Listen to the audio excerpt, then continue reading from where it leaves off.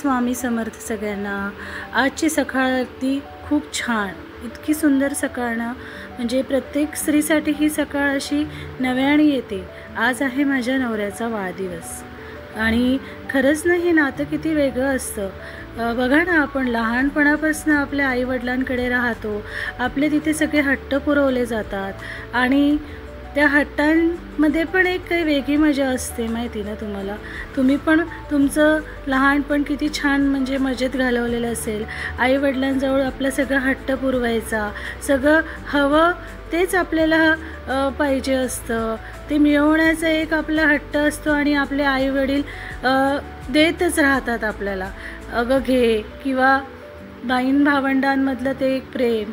इतके वर्ष 20-25 वर्ष आपण आपल्या माहेरी काढायचे, आईवडिलांसोबत, बहीण भावंडांसोबत, आपल्या नातेवाईकांसोबत खूप छान मस्ती करायची आणि एक नवीन नाते जुळायचं म्हणजे ते एक सासरचंच नातं आपलं।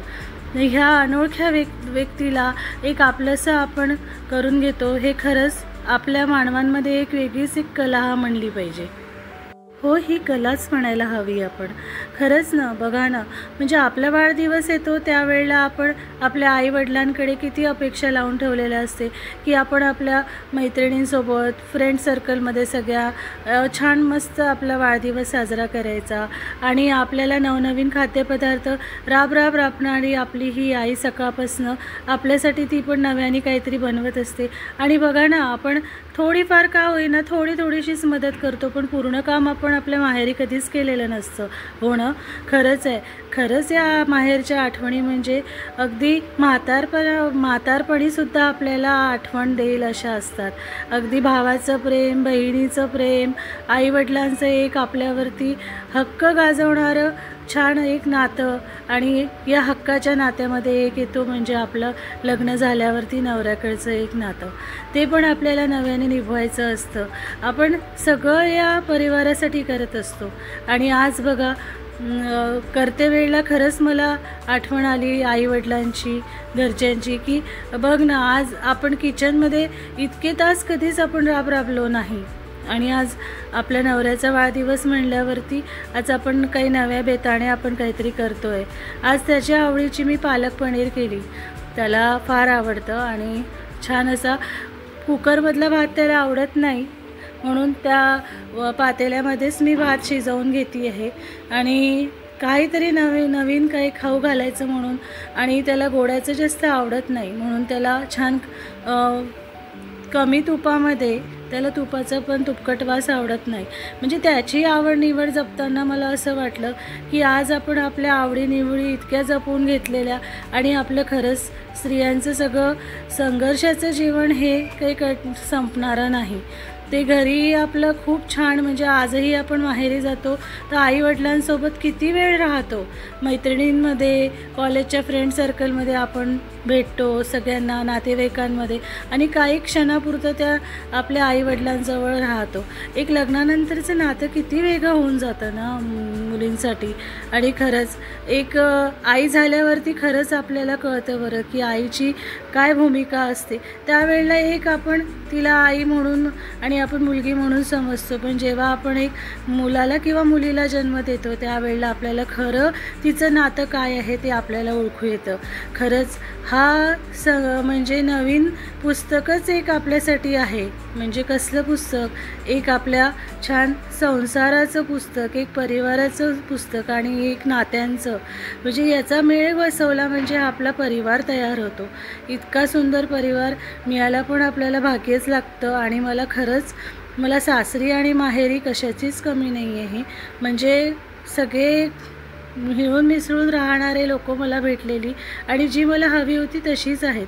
म्हणजे आईवडिलांकडे पण खूप मोठा परिवार म्हणजे काय, आधीच्या काळामध्ये 6-6, 7-7 बहिणी असायच्या आणि भावंड असायचे, आजकाल तर एकच मूल असणं म्हणजे खूप झालं, बस बाबा आता पुरे होतं इतकं म्हणून आपण शांत झालेलो। पण त्याही वेळेला आपल्या आईवडिलांना काही पगार खूप नसायचा, खूप कठीण याच्यातनं ते पुढे आलेले, पण तरीही ते आज घरं घेतात, पण त्यांनी कधी आपल्याला म्हणजे जाणवू दिलं नाही की त्यांनी आपल्यासाठी घर केलेलं राहिला।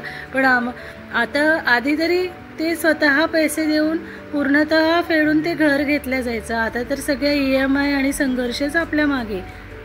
म्हणेलच EMIच्या आपण इतक्या मागे लागलेलो की नवरा बायको इतके बिझी झालेले आहे की आपण काही क्षणापुरतंच आपण आपल्या नातेवाईकांना भेटू शकतो. आणि पहिलेचा काळ कसा होता ना की आपण शनिवार रविवार बघावं लागायचं नाही, प्रत्येक वेळेस एक सारखाच दिवस आपल्याला असायचा. आणि बघा ना, आपलं बालपण इतकं छान गेलेलं असतानाही आपण इकडे नवीन नात्याची सुरुवात आपण किती चांगुलपणाने केलेली असते. प्रत्येकांच्या आपल्याला अपेक्षा असतातच. आज ही पालक पनीरची रेसिपीने मी तुम्हाला हवी असल्यास मी एक स्पेशल त्याचा व्हिडिओ बनवेल आणि ती खरंच तुम्हाला ती रेसिपी शेअर करेल. कारण की ना मला आज तुमच्यासोबत बोलायचं होतं की प्रत्येक स्त्रीच्या मनामध्ये ज्या गोष्टी येतात त्या मला माझ्या भावना तुमच्यापर्यंत पोचवण्याचा उद्देश नव्हता, पण प्रत्येक स्त्रीच्या भावना ह्याच असतील. म्हणूनच मला असं वाटलं की आपण एक छान आपल्या तुमच्याशी काहीतरी संवाद साधावा. प्रत्येक स्त्रीला असं वाटतं की एक नव्याने जगावं कधीतरी. आणि खरंच आहे, परिवारांपेक्षा ना आपण आपल्या मनाला खूप खुश ठेवायचं, खूप आनंदित ठेवायचं.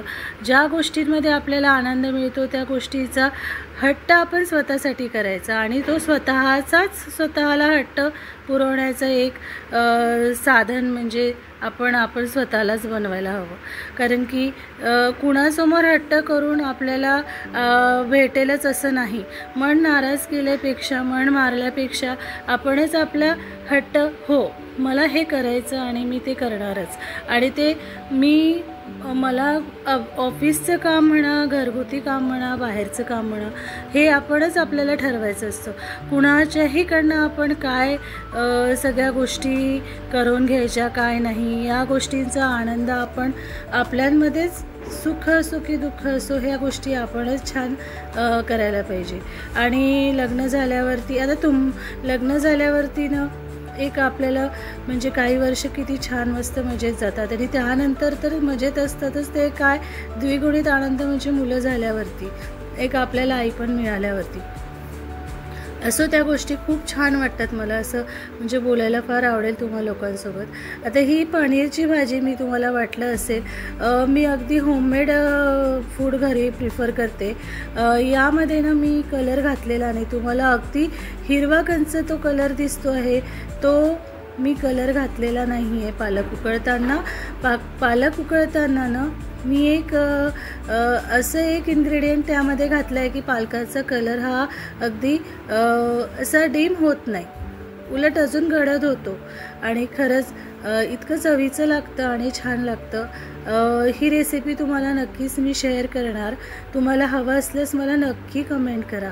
माझं चॅनल जरी नवीन असलं पण तुमचा साथ, तुमचा प्रतिसाद आणि तुमचे मेसेज बघून मला इतकं छान वाटतं की मला किती मोठा परिवार, आधी माझ्या माहेरी पण आणि सासरी पण मला परिवार खूप मोठा मिळालेला आहे. आणि खरंच 6 आत्या आणि काका आणि इकडे 7 मावशा आणि 8वे मामा, इतका मोठा परिवार असताना मला अजून एक मोठ्या परिवार मला भेटेल आणि तो खरंच मला स्वामी कृपे मिळाला आहे. तो म्हणजे तुम्ही लोकांचा यूट्यूब परिवार, माझा यूट्यूब फॅमिली. खरंच खूप खूप मनापासून धन्यवाद तुमचे की तुम्ही मला इतके छान प्रतिसाद देत आहे आणि मला कमेंट करून मला म्हणतायत की ताई तू हे बनव, ताई तू हे असं कर. म्हणजे माझ्या साध्या व्हिडिओलासुद्धा तुमचे लाईक्स येतात. मला खूप छान वाटतं आणि मला अजून तुम्ही खूप एनकरेज केलेलं आहे आणि येस मला पुश करतायत तुम्ही की चला तू करू शकतेस आणि तू कर ताई. आम्हाला हे कंटेंट तुझे बघायला आवडेल. प्लीज मला माझ्या चॅनलला तुम्ही कमेंट करून सांगा की तुम्हाला कसले कंटेंट बघायला आवडेल. मी ते तुमच्यासमोर आणण्याचा नक्कीच प्रयत्न करेन. मुलींच्या जीवनामध्ये लग्ना अगोदरचे हे दिवस कधीच वापस येणार नाही. कारण की आपण इतके जबाबदारीमध्ये बांधले गेलेलो आहोत ना. लग्न झाल्यावरती मुलांची जबाबदारी, आपल्या नवऱ्याची जबाबदारी, घरचे ऑफिस, सगळे येणाऱ्यांचं स्वागत, सगळं अतिथी देवो भव हे करता सगळं आपला वेळ जातो. मुलांची टिफिन असा झाला आज आमचा मस्तपैकी लंचचा बेत. अगदी मस्त, खूप छान झालं. संध्याकाळी आम्ही छान फोटो काढलीत, छान सेलिब्रेशन केलं घरच्या घरी, छोटंसं का होईना, आणि खूप छान वाटलं, मन मोकळं झालं. बाय.